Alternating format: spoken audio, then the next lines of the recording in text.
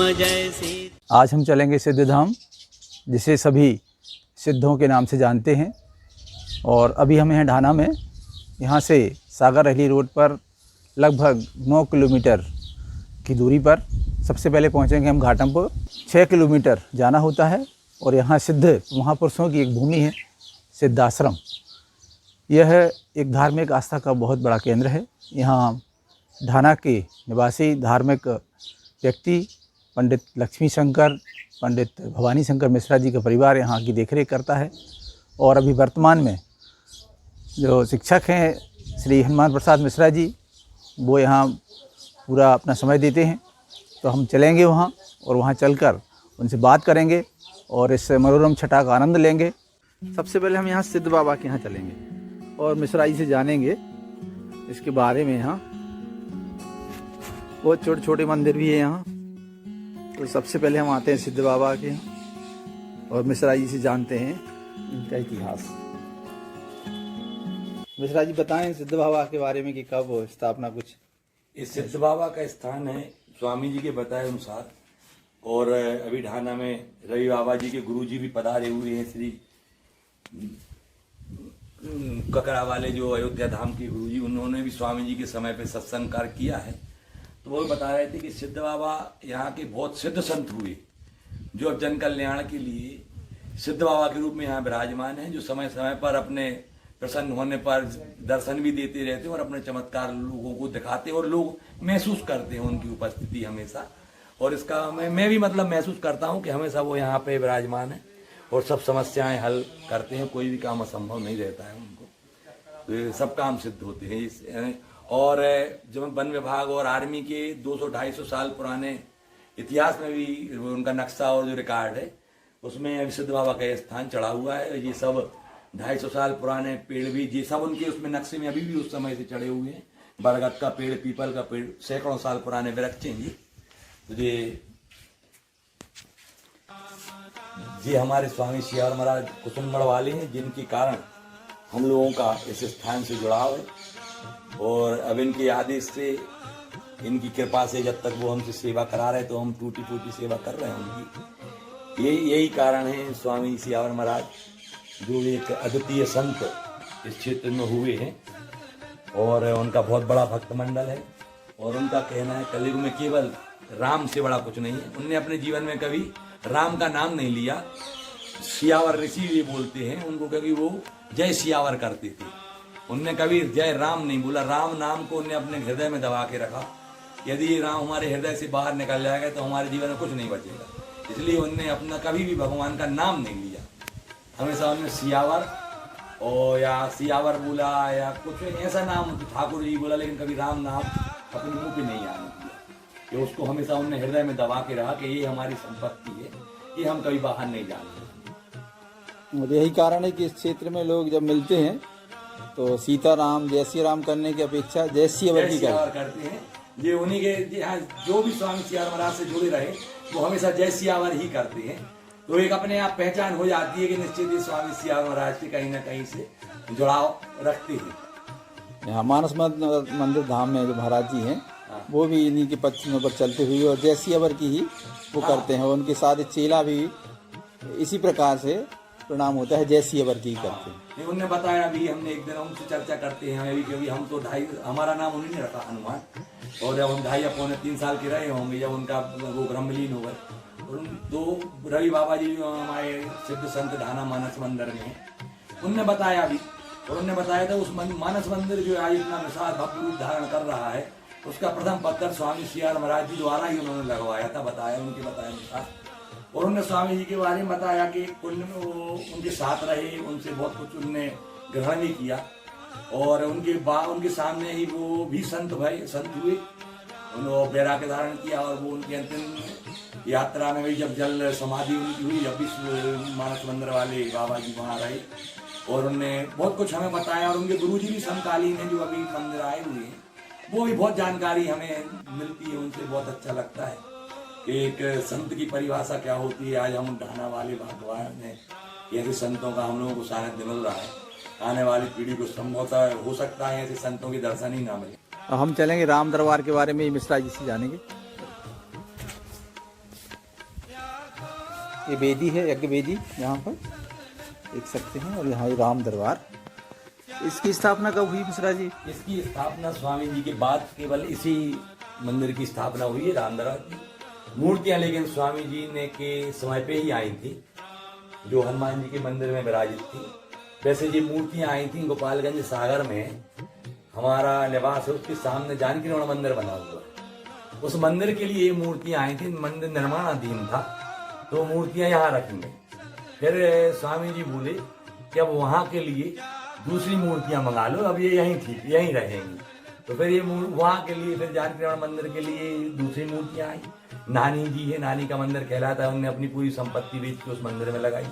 पिताजी ने उसमें निर्माण कराया। जो कमरा तो हमारे बब्बा जी, उनने अपना पैसा लगा के नानी का काम पूर्ण किया, लेकिन फिर मूर्ति है ये यहीं रुक गई।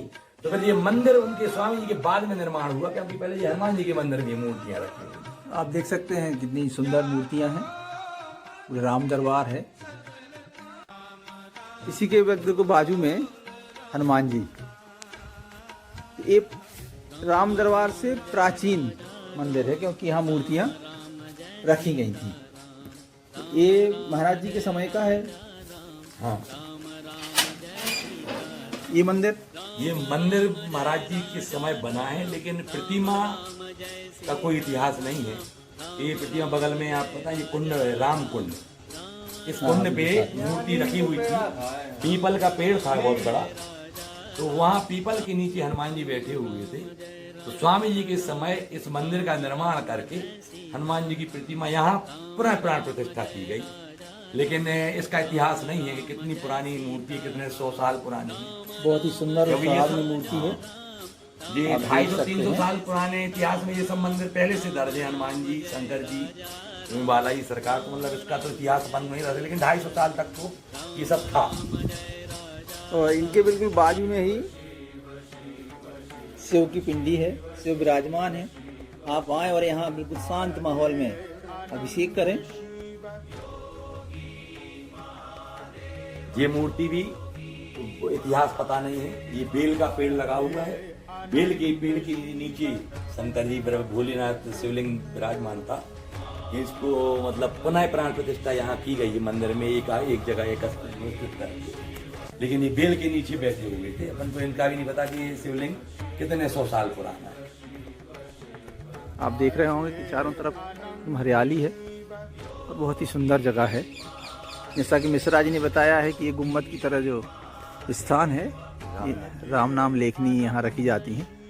6 लाख लेखनी सर्वप्रथम बार लिखी गई और इसका फिर यज्ञ हुआ जो पौष माह में उनके द्वारा हुआ, जिसका इस बार 51वां आयोजन हुआ था। यानी लगातार अभी तक 51 में यज्ञ हो चुके हैं।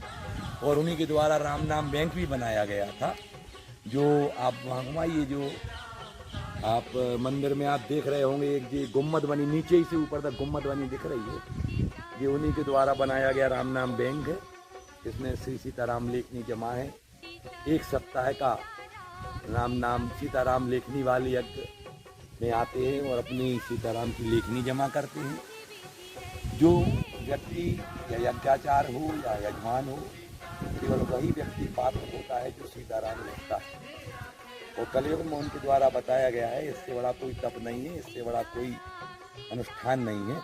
तो आज भी वो सीताराम लेखनी चल रही है और 51 आयोजन अभी तक लगातार हो चुके हैं।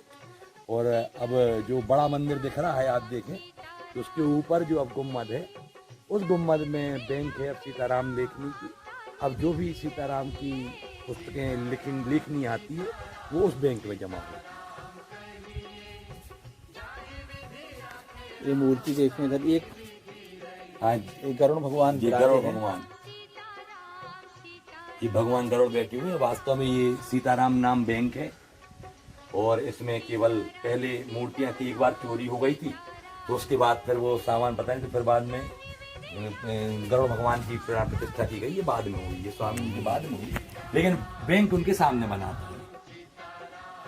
बैंक से क्या तात्पर्य है इसमें? क्या सीताराम नाम बैंक है। इसमें पूरे में जितना भी निर्माण है, इसमें केवल सीताराम लेखनी की जो पुस्तकें जो जमा होती हैं हर यज्ञ में, केवल ये जमा हो। ये बोर्ड भी लगा हुआ है, इस पे लिखा है, ये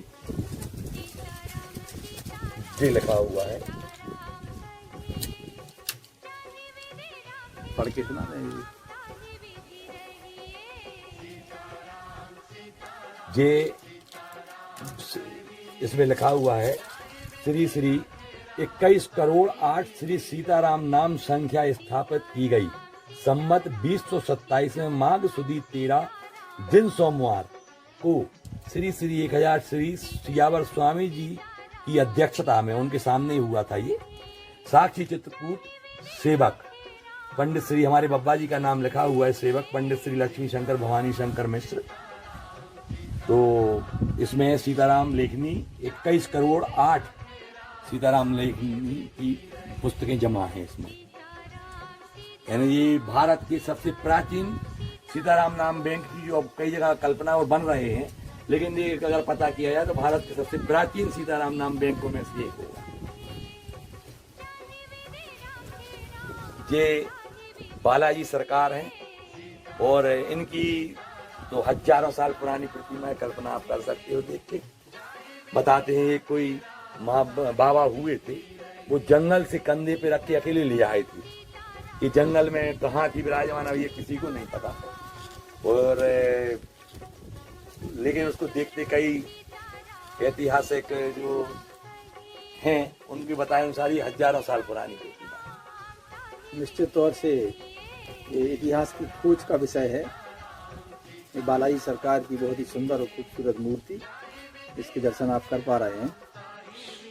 आपके परिवार का सुना है कि जो आपके पूर्वज रहे हैं उन्होंने बहुत सेवा की है राम राम महाराज की, और उनके यहाँ लाने में भी उनका बहुत बड़ा योगदान रहा। बहुत प्रयास करने के बाद वो यहाँ इस स्थान को चयन किया, ऐसा सुना है।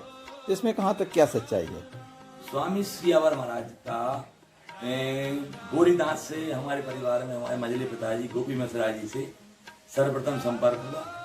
उनको पता चला कि कोई महाराज जी आए हुए हैं, तो मिश्रा जी हमारे बड़े मझले पिताजी गए, तो उनने जैसे प्रणाम किया तो उन्होंने सीधा ये कहा कि ब्राह्मणों को मदिरा उचित नहीं है, लेकिन वो उसने ना तो नशा किए हुए थे ना कुछ किए थे। तो तुरंत वो प्रभावित हुए कि इनको यानी ये इनने स्वामी जी ने पकड़ लिया कि हम ब्राह्मण समुदाय से हैं और नशा करते हैं। उस दिन से उनको फिर जुड़ाव हुआ और फिर उन्हें आह्वान किया, तो धाना लेके आए सर्वप्रथम। तो हमारा बगीचा है जहाँ आजकल पेट्रोल पंप खुला हुआ है रिलायंस का, तो वहाँ सर्वप्रथम धाना आए थे। और फिर उन्होंने कहा कि हमें अंतिम स्थान देखना है जहाँ पे हम अपना तप करेंगे, हम स्थान बदलना नहीं चाहते। तो फिर कुछ समय पश्चात आए इस स्थान पे हमारे पिपराई के हैं गोविंद कुर्मी जी, वो लोग साथ में आए कि चलो बाबू जी हम बता रहे स्थान स्वामी जी। तो फिर हमारे परिवार के लोग पिताजी गंजरे पिताजी हमारे पिताजी और पिपराई के लोग सब आए स्थान देखा। स्वामी जी को यह स्थान तुरंत वो उन्होंने ध्यान किया और बैठ के तुरंत बोले ये तो चित्रकूट का दूसरा रूप है, साक्षी चित्रकूट। यहाँ भगवान ने अपना वनवास का समय 2 दिन का व्यतीत किया है, आज से साक्षी चित्रकूट है। और अब हमारा तपो यानी स्थान भ्रमण का कार्य समाप्त हुआ और अब हम अपना अंतिम क्षण तक का तप यहीं करेंगे। और इस स्थान पर फिर उन्होंने अपना विश्राम रहना और तप शुरू किया। और ये उनका कुटी इनकी बनी हुई है, ये इस समय इस तरफ आप करें, ये सामने दरवाजा दिख रहा है, ये स्वामी जी की कुटी है, यहाँ पे वो तप करती थी। अभी हम और दर्शन करेंगे। यहाँ राम दरबार है, हनुमान जी का बहुत सुंदर यहाँ मंदिर है। उससे पहले यहाँ जो पूजा करते हैं पुजारी जी हैं, इनसे भी हम कुछ जानकारी प्राप्त करेंगे। तो आदरणीय पुजारी जी अपना नाम बताएं पहले, और कब से आप सेवा कर रहे हैं? कब से सेवा कर रहे हैं आप? हम 20 साल हो गए। 20 साल। तो कैसा स्थान है, कैसा लगता है आप यहाँ रहते हैं? तो स्थान पे तो बहुत अच्छा लगता बहुत सुहावना, धन्यवाद। ये और यहाँ के स्थानीय जन हैं, इनसे भी हम पूछते हैं कि आप यहाँ दर्शन करने आए हैं? ये तो हम बहुत बचपन से रहे। अच्छा, बालक। हाँ, बता जी, बालक। ये इनका लड़का है, इतनी उम्र से वो यहाँ पे है। अब जी इनका हमारे लड़का पिता है। आज बब्बा चौथी पीढ़ी है ये। स्वामी जी की गन्ने चलाते हैं बब्बा। अच्छा, के संगे बचपन ही थे। जब चौथी पीढ़ी है अब यहाँ पे तब से सेवा कर रहे हैं? हमारी तो बता रहे हमारा जब ये पहलो यज्ञ करो हमारा उसी दिन का जन्म है। तुम्हारा जन्म है? हाँ बिल्कुल वही 1869 का जन्म है। पहले इनके पापा जुड़े रहे, हमारे बसरू के जुड़े हैं। अंग्रेजी शासन के थे वो, बड़े दा बोलते थे, गौ सेवा करते थे। गंगा पास थे जब उनके पुत्र 150 गन्य हथुड़ी पे बहुत गाय थी, बड़ी बड़ी गाय थी। जब से हम कहीं नहीं गए, यहाँ ही हमारी शादी सब कुछ। क्या नाम बताया आपका? राजू। ये चौथे ये नाम तो चौथी पीढ़ी है जी, चौथी पीढ़ी, और कहीं काम को भी नहीं गए जीवन में ये लोग। तो देखा अपन ने कि यहाँ पर कैसे सेवा भाव से लोग यहाँ रहते हैं, लालटेन जला रहे काम करते हैं। लालटेन जला के, जब लाइट की व्यवस्था नहीं थी जाते लालटेन लेकर जाते हैं। उस समय से सेवा। लालटेन नहीं चलती थी जब मन बाबू ले आओ ठिकान से जो बेटी की पेटी आपकी लालटेन मेला की टाइम पे जनरेटर चालू तो हमारे कंडी लाते पूरे तो एक से कंडी सब उसे लीला इला। एक झिरिया है, इसके बारे में भी मिश्रा जी बताएंगे कि ये कब कितना पानी रहता है और ये कितनी झिरियाँ यहाँ हैं। यहाँ पे 5 कुंड, इनको कुंड बोलते हैं। यहाँ 5 कुंड हैं, सभी में 12 माह, कैसा भी सूखा हो कुछ भी हो, 12 माह जीव जंतु मनुष्यों को सबको पानी की व्यवस्था रहती है। शुद्ध बिल्कुल पाचक, हर प्रकार का भोज पचाने वाला पानी। और इस कुंड का नाम विष्णु कुंड है, जहाँ अभी आप देख रहे हैं। ये महात्मा जी के समय के उन्हीं के नाम बताए, और समय समय पर इन कुंडों का चमत्कार लोगों ने देखा है, बुजुर्गों ने। अभी वर्तमान में यहाँ एक नलकूप का भी खनन हुआ है, इसमें कितना पानी है पता है? बिल्कुल पानी नहीं, 400 फीट हुआ है, इसमें एक बूंद पानी नहीं निकला है। ये यथार्थ सत्य है। जब पीएचई के लोग आए तो उन्होंने कहा बाजू में कुंड में पानी कहाँ से आ रहा है, तो हमने कहा ये तो सिद्ध बाबा जाने, स्वामी जी जाने। लेकिन 400 फीट में 15 मिनट पसीजे के जो बूंद बूंद पानी बोर में आता है, वही 15 मिनट पानी चलता है बस। बताइए, देखिए आप यहाँ, और इस कुंड में 12 महीने रहते हैं। यह आश्चर्य देखिए आप, अंतर है दोनों में। ये देखिए आप, बिल्कुल बाजू में एक नलकूप है, इसके बाद भी नलकूप में बहुत कम पानी है, नाम मात्र का पानी है। और यहाँ एक झिरिया है, यहाँ 12 महीने पानी रहता है। 3-3, 4-4 फीट की है केवल, 3-4 फीट इनकी गहराई है। आप आएँ और इस आश्चर्य को अवश्य निहारें और देखें नज़दीक से, और आनंद लें प्रकृति का। देख पा रहे हैं कि ये सुखदेव मिश्रा जी हैं, अन्नपूर्णा वेयर हाउस के मालिक, और ये जब कभी आके यहाँ एकांत में ध्यान करते हैं। आपको कैसा महसूस होता है मिश्रा जी यहाँ आके? ये तो शांति का प्रतीक है ये स्थान। अभूतपूर्व शांति मिलती है यहाँ। एकांत है, बिल्कुल शांति की जगह है। और सियावर स्वामी के जो विशुद्ध परमाणु हैं वो वहाँ आज भी स्थापित है, तो उनकी अनुभूतियाँ होती हैं यहाँ पर। तो आप लोगों से क्या कहना चाहते हैं कि कैसे अपने घर और परिवार की झंझट से कुछ समय ऐसे बिताएं यहाँ? आप अपने विचार बताएं कि लोगों को क्या सलाह देना चाहते हैं? ये आपाधापी की ज़िंदगी में आदमी को कुछ समय अपने एकांत के लिए, अपने खुद की जानकारी के लिए, मैं कौन हूँ, मैं कहाँ से आया हूँ, कहाँ जाऊँगा, क्यों आया हूँ, क्यों कर रहा हूँ कुछ, इस पर थोड़ा सा विचार करना चाहिए कि आखिर मैं क्यों इस संसार में क्यों आए हैं, और क्या कर रहा है, ये अच्छा कर रहा है कि बुरा कर रहा है, इसका परिणाम क्या होगा। इसके लिए आपको एकांत में बैठ के ही आपको अपनी अंतरात्मा से पूछना पड़ेगा, तो आपकी अंतरात्मा खुद बताएगी कि करना क्या है। मिश्रा जी, आप कब आते हैं, कब आते हैं यहाँ? अपना तो कुछ नहीं है, जब भी जहाँ जैसा मन हो जाए दौड़ते फिरते हैं शांति की तलाश में। एक गोरीनाथ है, वो स्थान हमें बहुत अच्छा लगता है। एक सिद्ध बाबा स्थान है ना। एक ये पाकलवर का है। यहाँ बहुत ही अच्छे स्थान है इस क्षेत्र में आसपास। धन्यवाद मिश्रा जी। और मिश्रा जी बता रहे थे इस कुंड का नाम हनुमान जी, गौ कुंड नाम है इसका। यहाँ पे पूरा जंगली जीव जंतु पहले यहाँ से बंद नहीं था, सीधा अंदर जाके पानी पीता था। गौ जंगली पूरा जीव जंतु, गौ सबका। और हमें नीचे तक चले जाते हैं इसमें जानवर। तो हिसाब से था वो कि ताकि किसी भी जान जीव जंतु को परेशानी ना हो। आज भी गर्मियों में आपको आप जब भी आए तो केवल पशु पक्षियों के चहचहाने के अलावा कुछ नहीं मिलेगा। रात भर आपको कुंड में जानवरों के पानी पीने का एहसास मिलता रहेगा। पूरा जंगली जानवर, शाम को 4 बजे के बाद आपको मोरों का जमावड़ा मिलेगा। वो ना वो भागती हैं आदमियों के लिए, क्योंकि यहाँ कोई परेशान नहीं करता, और शिकारियों को अपन यहाँ भटकने भी नहीं देते हैं। बहुत ही सुंदर स्थान है, प्रकृति की मनोरम छवि है यहाँ। और आप देख रहे हैं जहाँ जल होता है वहाँ सुंदरता तो रहती ही है। इसके बाद हम चलेंगे यज्ञ स्थल को देखने के लिए। ये नवीन यहाँ पर बनावट है। मिश्रा जी, कब बना यज्ञ स्थल?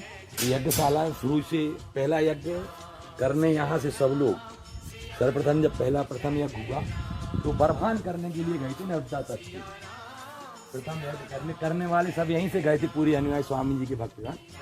और यज्ञ वो पहला वहाँ किया और फिर दूसरे यज्ञ से यहाँ प्रारंभ किया। तो निर्माण जब ही हो गया था, केवल ऊपर से लकड़ी और खप्पर था। पहले घास फूस थी, फिर उस पर खप्पर किया गया। फिर अभी पिछले 4 साल पहले खम्मे बोई के पहले ही के ऊपर का अलग करके अपन ने इसको पक्का कर दिया है, ताकि किसी भविष्य में बार बार उसके जीर्णोद्धार में खर्च ना करना पड़े। तो हिसाब से जी अब स्थायी और मजबूत बनाने की कोशिश की गई है पिताजी के द्वारा, क्योंकि ये कहते हैं यज्ञशाला एक बार बनने के बाद मिटाई नहीं जाती है। और आगे भी पता नहीं कौन स्वामी जी उसे दवा किससे सेवा कराएंगे। तो इस हिसाब से यहाँ का प्रयास है कि अधिक से अधिक कार्य मजबूत स्थिति में पहुँच जाए कि हो सकता है वो व्यक्ति जो भी सेवा करे वो आर्थिक रूप से संपन्न है या नहीं है, किसी के आगे उसको हाथ ना फैलाना पड़े। तो ये प्रयास हमारा है, एक दूसरे से निवेदन करेंगे ताकि हर चीज़ यहाँ पे पक्की निर्मित हो जाए, ताकि इस पे उसको जीर्णोद्धार और हर बार मरम्मत पे खर्च ना आए, ताकि अच्छे से वो सेवा भगवान की कर सके और वो अपना खुद का भरण पोषण करता रहे। क्योंकि भूखे पेट भजन ना हो, तो जो भी है उसको आजीविका भी चलाना है और भगवान की सेवा भी करेगा। हालांकि वो भगवान के सिद्ध बाबा स्वामी जी के उसमें कह दे कि वो भविष्य में किससे क्या कराएंगे। अब हमें तो पता नहीं, हम तो आते हैं नौकरी करने के पहले यहाँ से पहुँचते हैं सीधे स्कूल, और स्कूल की छुट्टी होने के बाद तुरंत फिर आते। दोनों टाइम हाजिरी यहाँ भी लगती है। वहाँ पेन से साइन होते हैं, यहाँ तन और मन से साइन होते हैं। इसी प्रकार अपनी दिनचर्या चलती है। दिख रहे हैं हम यज्ञशाला की परिक्रमा करते हुए, और यहाँ बहुत ही सुंदर ये देख रहे हैं सीताफल लगे हुए हैं, पलाश के वृक्ष जो बसंत में खिलते हैं, और वो भी अपनी मनोरम छवि को यहाँ दिखाते होंगे, क्योंकि सिद्ध आश्रम है। उसके बिल्कुल बाजू में बेल दिखाई दे रहा है, तो शिव जी पर बेलपत्ती चढ़ाई जाती है। ये मंच है जो बनाया गया है, यहाँ पर भागवत कथा का आयोजन होता है। इसी मंच से शंकराचार्य जी पिछली बार आए थे, अभी इस बार 51वां आयोजन था। तो जगत गुरु शंकराचार्य स्वामी नरेंद्र सरस्वती जी का आगमन भी हुआ था, और अपने जगत गुरु रामानंदाचार्य कामदगिरी पीठाधीश्वर जो कामतानाथ मंदिर के मुख्य द्वार के महंत हैं, जो जगत गुरु रामानंदाचार्य संप्रदाय से हैं, उनकी रामकथा भी हुई थी। तो राष्ट्रीय संत हैं और उनकी कथा। तो ये मंच इसके पहले 2001 से कई बार जगत गुरु शंकराचार्य जी का भी शुभागमन हुआ। उसी समय इसको मंच कथा स्थल स्थायी रूप से बना दिया है, ताकि हर बार यज्ञ कार्यक्रम में जो भी कथा कार्यक्रम हो तो एक स्थायी मंच के द्वारा होती है। सामने पंडाल खुद जाता है, बहुत व्यवस्थित जगह है, लोग आग बन जाते हैं। इस बार लेकिन बहुत बड़ा भव्य आयोजन हो गया था, 51वां आयोजन था। तो हमारे क्षेत्रीय विधायक और मन के मंत्री, बहुत धार्मिक प्रवृत्ति के पंडित गोपाल भार्गव जी द्वारा ये भवन निर्माण कराया गया, ताकि अच्छी ठंड होती है मकर संक्रांति की, उस समय यज्ञ कार्यक्रम होता है। तो उन्होंने कहा कि भाई इतनी ठंड में संत, इतने बड़े बड़े संतों को कहाँ रोकोगे। तो उस हिसाब से फिर इस भवन का निर्माण तत्काल में स्वीकृत कर भूमि पूजन हुआ, और जिसका उद्घाटन जगत गुरु रामानंदाचार्य के प्रवेश के द्वारा ही किया गया, और बहुत ही भव्य भवन बना है। और स्वामी सियावर भक्त मंडल ने पंडित गोपाल भार्गव का बड़ी हृदय से आभार व्यक्त किया, और भविष्य में ऐसे धार्मिक कार्यों के लिए उनका धन्यवाद किया है। ये कितने सुंदर और सुहावना बढ़िया अच्छा काम हुआ है यहाँ। और ये व्यक्तिगत रुचि से काम होने के कारण बहुत ही इसकी बनावट और इसका पक्कापन आप देख रहे हैं। एक बार अवश्य यहाँ पधारें और देखें आप ये मध्य प्रदेश शासन पंचायत एवं ग्रामीण विकास विभाग के द्वारा ये सामुदायिक भवन प्रेमजा सिद्ध आश्रम के लिए ये पंडित गोपाल भार्गव जी ने किया था 2018 में।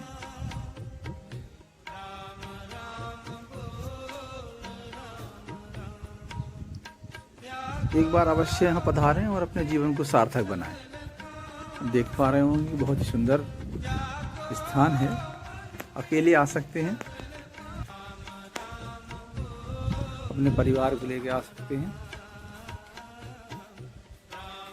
यहाँ आके आप दाल बाटी का प्रोग्राम कर सकते हैं। सारी सुख सुविधाएं यहाँ आपको उपलब्ध रहेंगी और प्रकृति का आनंद तो आप ले ही सकेंगे। तो अंत में मिश्रा जी से हम चाहेंगे कि भक्त जनों से और क्या कहना चाहते हैं आप, जो यहाँ आना चाहते हैं उनके लिए रास्ता बताएं। नहीं, यहाँ पे आने के लिए बढ़िया है आत्मिक संध्या, आत्मिक चिंतन। हम कहते हैं, हमारा मानना है कि अपने स्वामी जो सत्संग से मिला है कि हमेशा आदमी को अपना आत्मचिंतन अवश्य करना चाहिए। और आत्मचिंतन करने के लिए ऐसे शांत वातावरण जहाँ ईश्वरीय की उपस्थिति महसूस होती हो, जहाँ संतों की तपोभूमि हो, ऐसे स्थान पे जाके आत्मचिंतन अवश्य करना चाहिए। परिवार के साथ आए, उनको अपनी संस्कृति और अपने धर्म के विषय में इससे जानकारी से अवगत कराएं, ताकि आज भी का जो कलयुग का वातावरण है, इस वातावरण में जो भटकाव की स्थितियाँ आ रही हैं, उससे निश्चित ही हमारी आने वाली पीढ़ियों को एक स्थायित्व मिलेगा और अपने धर्म और अपनी संस्कृति से जुड़े रहेंगे। इसलिए उनको अभी पिछले हफ्ते अचानक ही BS चौबे जी, हमारे सागर के हड्डी रोग विशेषज्ञ, अचानक सपरिवार यहाँ पधारे। हम सरप्राइज हुए कि यहाँ पे कैसे यहाँ आगमन हुआ। तो उन्होंने कहा एक बार हम आए थे तो हमें इच्छा हुई तो पूरे परिवार को लेकर आए, फिर 2-3 घंटे यहीं रुके। बड़ा मतलब उन्हें लगा कि हम समझते हैं कि ऐसे स्तर पे जो रहते हों 21वीं सदी में, उनका ऐसा लगाव उनको देख के सीख भी मिली। तो निश्चित है कि हमें अपनी संस्कृति जोड़ने के लिए ऐसे स्थानों पर अवश्य जाएं जो अपने संस्कार, अपने धर्म और अपनी आत्मचिंतन से हम अपनी गलतियों को भी पहचान सकते हैं। अभी हमने और वृक्षारोपण अवश्य करवाएं ऐसी जगह पे जाके। अभी अपन ने इस बार बरसात में 200 वृक्ष लगाए अंदर, उसमें 160 तो केवल आंवला लगाया हुआ है और चारों तरफ वृक्ष लगाए। ईश्वर ने चाहा तो हो सकता है कि ये वृक्ष आगे चल के बहुत अच्छा प्राकृतिक सौंदर्य यहाँ स्थापित करें।